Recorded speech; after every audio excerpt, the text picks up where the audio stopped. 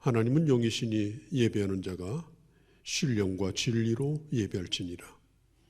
하나님, 저희들을 예배자로 불러주셔서 주님 앞에 서게 하시고 오늘 주님의 영광스러움을 바라볼 수 있도록 은혜를 주심을 감사합니다.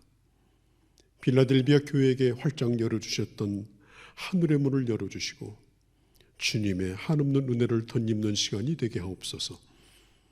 또한 저희들의 드리는 예배가 하나님 앞에 영광이 되게 하시고 주님 앞에 상달되는 귀한 제사의 시간이 되게 하옵소서. 우리 주 예수님의 이름으로 기도하옵나이다. 아멘. 하나님의 말씀 빌립보서 2장 12절입니다. 그러므로 나의 사랑하는 자들아, 너희가 나 있을 때뿐 아니라 더욱 지금 나 없을 때에도 항상 복종하여 두렵고 떨림으로 너희의 구원을 이루라. 아멘. 우리가 예수를 믿고 조금씩 믿음이 들어가기 시작하면서 하나님의 자녀로 철이 들어갑니다.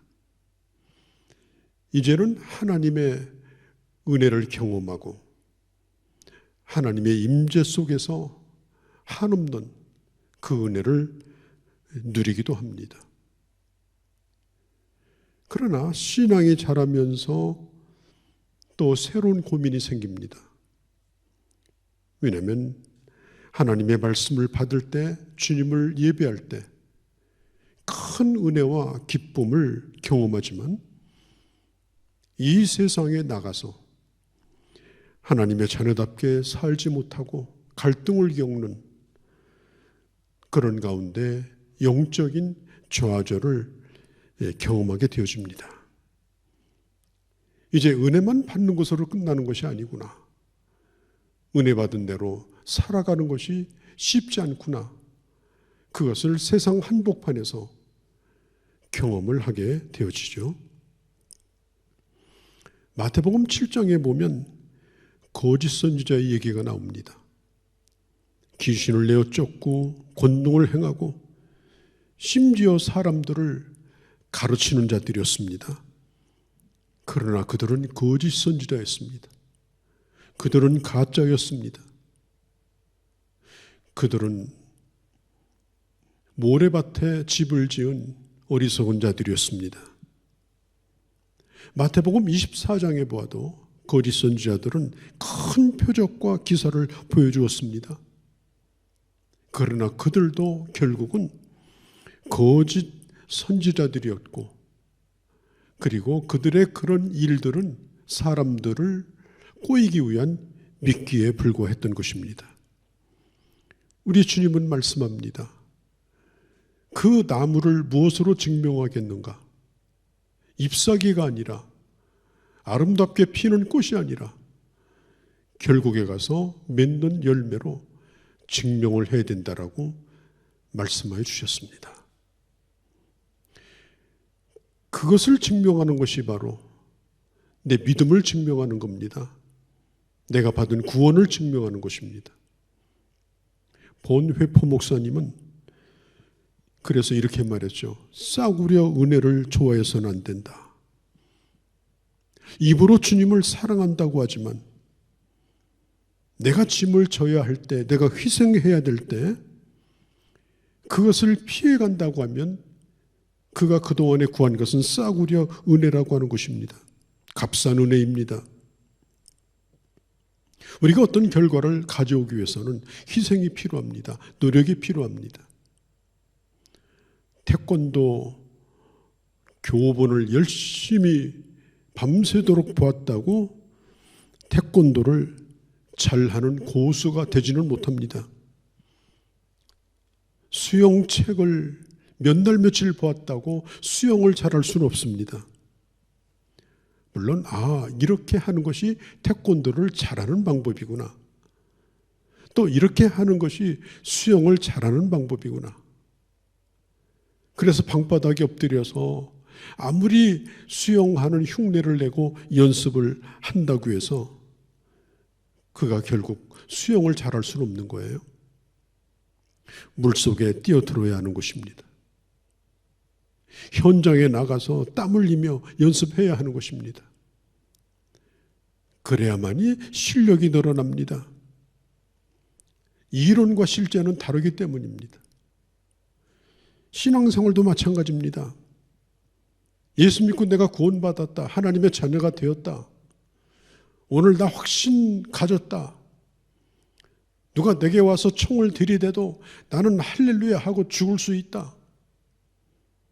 그렇게 큰 소리 친다고 해서 그 믿음이 증명되는 것이 아닙니다.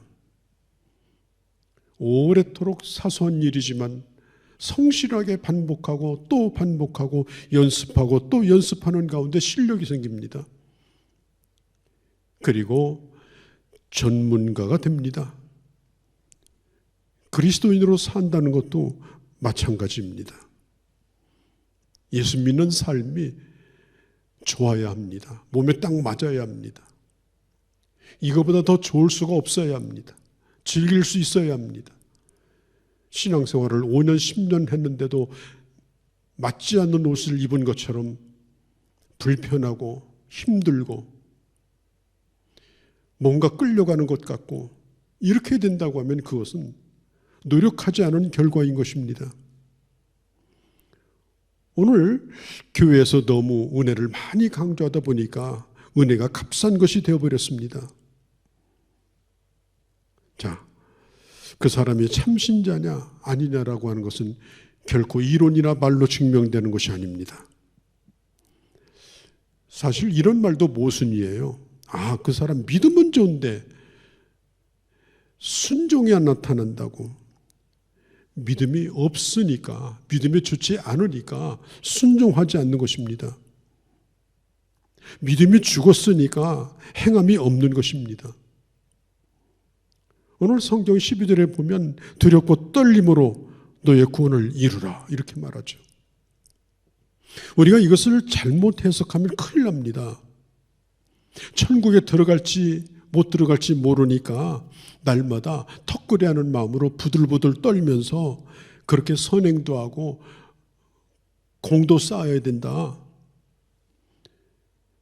그렇게 생각하면 안 됩니다. 이 성경 빌립보서 2장 12절은 신학적으로 논쟁이 되는 구절 가운데 하나입니다. 너의 구원을 이루라. 여러분, 우리가 하나님 앞에 받는 구원은 하나님의 예정하심 속에서 하나님의 주권적으로 하나님이 주신 선물입니다. 그런데 하나님이 주권적으로 주시는 선물이라 할지라도 실제로 내가 예수를 믿는 것은 로봇처럼 스위치를 눌러서 그렇게 믿게 한 것이 아닙니다.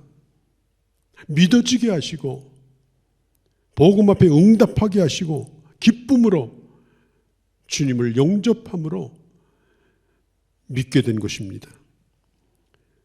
하나님의 주권이 나를 예수 믿게 했지만 그러나 내가 응답할 때는 분명한 나의 응답이 있었던 것입니다. 성경도 말하죠. 에베소서 2장 8절에 보면 너희가 그 은혜로 말미암아 믿음으로 구원을 얻었나니 이것은 너희에게서 난 것이 아니요 하나님의 선물이라. 행위에게서 난 것이 아니라 하나님의 선물이다. 누구든지 자랑할 것이 없다라고 성경은 말합니다. 그렇습니다. 하나님의 은혜는 하나님의 주권이요 하나님의 선물이요 하나님께서 베풀어 주신 일방적인 하나님의 축복입니다. 그런데 오늘 사도 바울은 말합니다. 너의 구원을 이루라. 왜 이미 구원받았음에도 불구하고 하나님이 주신 완전한 구원을 우리가 소유했음에도 불구하고 구원을 이루라고 바울은 도전하고 있는 것일까요? 너의 구원을 이루라고 하는 이 말 속에는 너희는 이미 구원을 받은 자다 이 말을 전제로 하고 있는 것입니다. 너희는 이미 구원을 받은 자다. 구원이 내 안에 있다는 것입니다.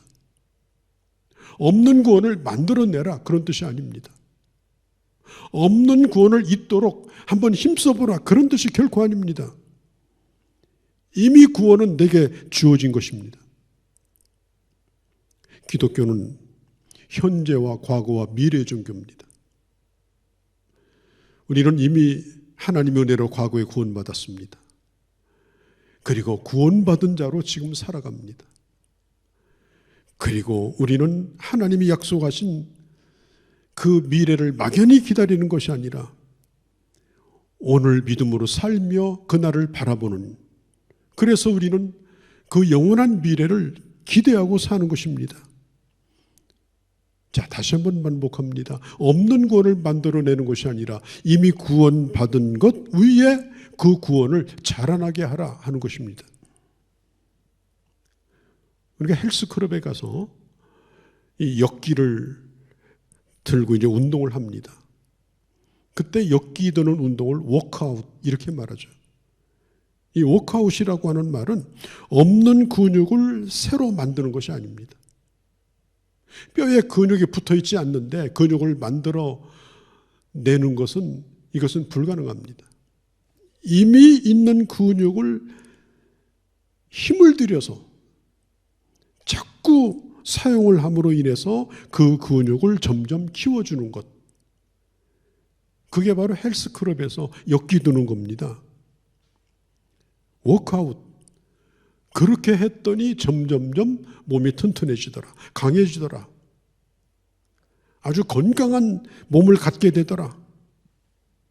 하나님이 이미 우리에게 구원을 주셨습니다. 이것은 부인할 수 없는 사실입니다. 그리고 이 구원을 가지고 끊임없이 믿음의 운동을 합니다. 믿음의 행함을 합니다. 믿음의 노력을 합니다.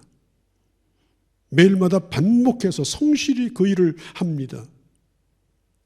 그러다 보면 어느 날 나도 모르는 사이에 아주 그럴듯한 하나님의 사람으로 사는데 아주 자유로운, 그것을 즐기는 단계까지 누가 보더라도 아름다운 열매를 맺는 하나님의 사람으로 그렇게 만들어지더라 하는 것입니다. 오늘 많은 사람들이 열심히 일을 한다고 하지만은 그 동기가 자기의 열심, 자기의 야망, 또 자기의 명예, 심지어는 원망과 시기. 빌보 교인들 가운데는 열심히 일하는 사람들이 있었는데 시기심으로 일하는 사람도 있었고요, 남을 원망하며 일하는 사람도 있었습니다. 그리고 누군가에게 보여주기 위해서 일했습니다. 그것은 다 헛된 것입니다. 오늘 성경은 분명히 말합니다. 나 있을 때뿐 아니라 지금 나 없을 때에도 그렇게 하라. 나 없을 때도 그렇게 하라. 그러니까 사도 바울이 있을 때 바울에게 잘 보이기 위해서, 잘 미는 척하기 위해서 그렇게 하지 말라는 것입니다. 아무도 없는 데서 너 자신의 믿음을 키우는 것, 그게 믿음의 실력이라는 겁니다. 아무도 보는 사람이 없을 때, 누구도 칭찬해 주는 사람이 없을 때, 누가 이러하고 저러하다고 판단하지도 않을 때, 기도도 혼자 잘하고 경건도 혼자 잘하고 아무도 보는 사람이 없는데 영적인 거울 앞에서 옷깃을 여미는 그런 경건의 자세, 그게 바로 진실한 신앙이고 그게 바로 진정으로 구원을 이루는 것입니다. 어떤 사람은 교회 안에서 아주 열심을 내다가 어느 순간에 바람과 함께 사라집니다. 직분을 맡기기 전에는 그 직분을 맡기 위해서 얼마나 열심을 내는지, 그런데 나중에 그 직분을 맡지 못하니까 마치 바람 빠진 풍선처럼 저 한 구석에 다 말라붙어 있습니다. 오늘 성경은 말합니다. 나 있을 때뿐 아니라, 누군가가 옆에 있을 때뿐 아니라, 누군가가 칭찬해주고 좋게 평가해 주는 그런 사람이 없을지라도 하나님 앞에서 두렵고 떨림으로 너의 구원을 이루라. 이 구원을 이루라고 하는 이 말은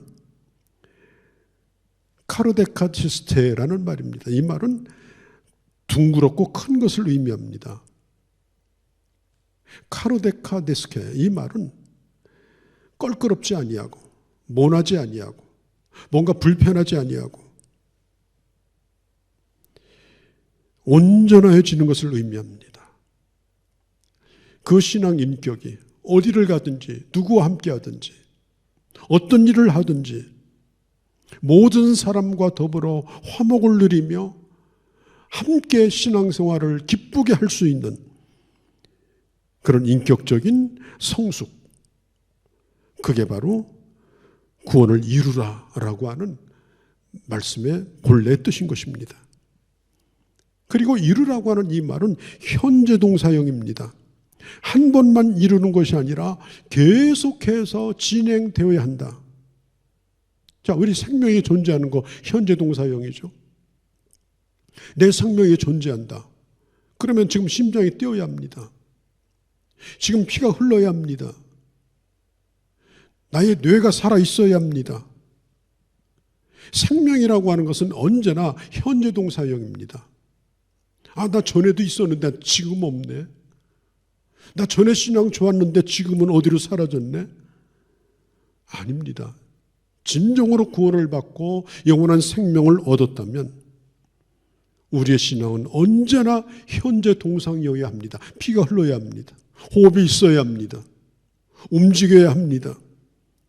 모든 영적인 신진대사가 끊임없이 반복해서 심장이 뛰고 호흡이 이루어지고 땅을 딛고 서서 내가 할 일을 하며 가야 될 길을 가는 것입니다.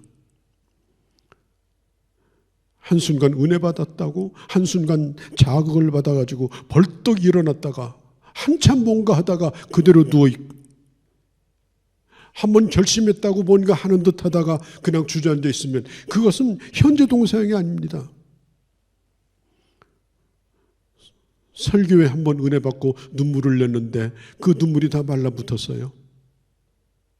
지금은 은혜 받지 못해요. 아니올시다.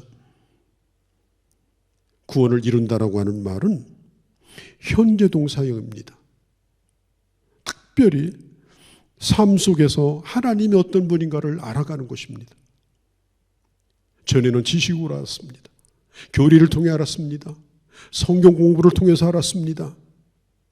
그러나 이제는 살면서 그 하나님의 위대하심, 그 하나님의 어마어마한 그 하나님의 세계, 하나님의 크기, 이것을 조금씩 더 알아가는 것, 그게 바로 구원을 이루는 겁니다. 어린아이가 이 세상에 태어나서 조금씩 온전해지는 거, 그게 뭡니까? 어머니가 누구이고 아버지가 누구인가를 아는 것입니다. 8살짜리 어린아이와 장가간 30살짜리 아들이 어떻게 똑같이 아버지를 압니까? 모릅니다. 8살짜리는 아직도 유치합니다. 뭐 사랑합니다, 좋아합니다.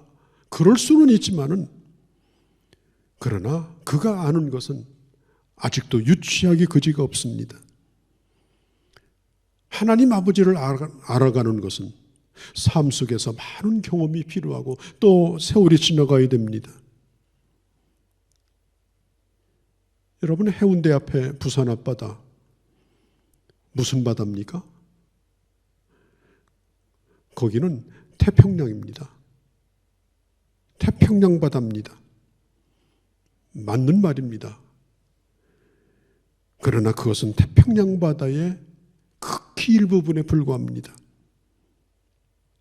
해운대 앞에서 바다를 보고 나 태평양 다 보고 왔다, 그 전부라고 생각하면 안 되는 거죠. 그걸 알아가는 데는 항해를 해야 됩니다. 더 먼 곳을 가보아야 합니다.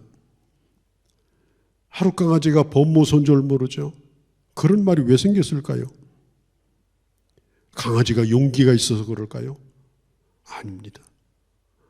범이 얼마나 무서운지 모르기 때문에 그렇습니다. 우리가 신앙생활을 시작하면서 하나님의 자녀로 자라간다고 하는 것은 오랜 세월이 필요합니다. 우리가 해야 될 경험들이 많습니다. 그래서 이럴 때는 이렇게, 저럴 때는 저렇게 어떻게 해야 되는가 하는 지혜를, 경험을 쌓아가야 하는 것입니다. 제가 퀴즈 하나를 내볼까요? 여러분 밥을 먹을 때 무엇부터 잡으십니까? 젓가락입니까? 아니면 숟가락입니까? 여러분의 머릿속의 생각은 틀렸습니다. 자리부터 잡아야 됩니다. 여러분 신앙생활도 분명한 순서가 있습니다. 예수 그리스도를 구주와 주님으로 영접하고 하나님의 자녀가 된 신분의 사람이 천국에 들어가기까지 우리가 밟아야 될, 우리가 가야 될 분명한 그 길이 있는 것입니다. 우리는 예수 믿으면서 끊임없이 죄로 쓰러지는, 죄로 이끌려가는 그런 고민이 우리에게 있습니다. 참으면 참을수록, 누르면 누를수록 계속해서 스프링처럼 튀어오르려고 하는 그런 죄의 힘과 싸우고 있습니다. 그런 부패한 성품이 있습니다. 강력하게 끌고 갑니다. 그래서 사도 바울도 오라 나는 곤고한 사람이로다. 이 사망의 몸, 이 썩는 몸, 여기서 누가 나를 구원하겠는가? 이런 고민과 이런 갈등이 있는 것이 정상입니다. 그런 가운데서 절망으로 끝나는 것이 아니라, 갈등으로 끝나는 것이 아니라 그 한 가지 한 가지를 이기며 극복하며 경험을 통해 승리하며 점점점 영광스러운 하나님의 자녀의 모습을 드러내는 것, 그게 바로 신앙생활의 신비이죠. 지금 우리는 그 길을 가고 있는 겁니다. 나 이제 예수 믿고 구원 받았습니다. 구원 확신 주셨습니다. 십자가 할렐루야. 그것으로 끝난다면은 돌아가셔야죠, 빨리. 왜 하나님께서 7, 80년 동안 우리를 이 땅에 살려두는 겁니까? 이 육신덩어리 잘 먹고 잘 먹여서 더 빛나게 해서 더 축복을 많이 받아서 100살까지 잘 살아보세. 그렇게 하려고 하나님이 우리를 살려두시는 겁니까? 절대로 아닙니다. 우리가 사는 만큼 그냥 상식적인 수준이라든지 아니면 적당한 종교생활을 잘하다 오라는 것이 아니라 사는 만큼, 한 해를 더 사는 만큼, 하루를 더 사는 만큼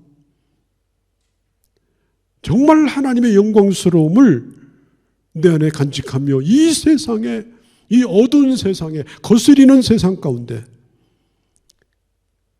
그리스도를 드러내라고 우리를 살려주시는 겁니다. 그게 바로 구원을 이루는 것입니다. 그러면 이 구원을 이루는 진정한 힘은 어디서 나오는 것일까요? 오늘 성경은 말합니다. 너희 안에서 행하시는 이는 하나님이시니, 너희 안에서 행하시는 이는 하나님이시니 자기의 기쁘신 뜻을 위하여 너희로 소원을 두고 행하게 하신다.